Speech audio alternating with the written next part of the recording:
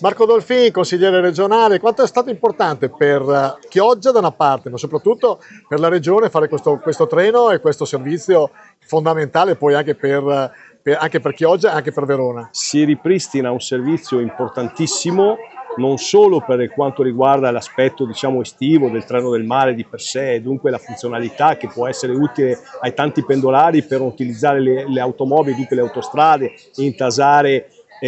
dovute anche alla caluria e quant'altro, e dunque utilizzare un mezzo molto più funzionale, più diretto, diciamo così, senza problematiche altrui, gli intasamenti e quant'altro sulle strade, è sicuramente importante. Però è importante ancora di più perché si ripristina il servizio sulla linea Chioggia-Rovigo. Era stata interrotta ancora un anno e mezzo fa con i lavori sul ponte di Rosolina per innalzamento e dare la possibilità al transito a livello fluviale, dunque più funzionalità diciamo così di internavigazione, ma soprattutto il ripristino, come dicevo, di un servizio veramente a 360 gradi. E dunque noi ringraziamo ovviamente la Regione del Veneto in primis, di cui ne faccio orgogliosamente parte, perché era una di quelle cose che avevamo messo sul piatto fin dall'inizio, cioè quello di voler ripristinare e ridare vita alla nostra stazione ferroviaria. Ovvio,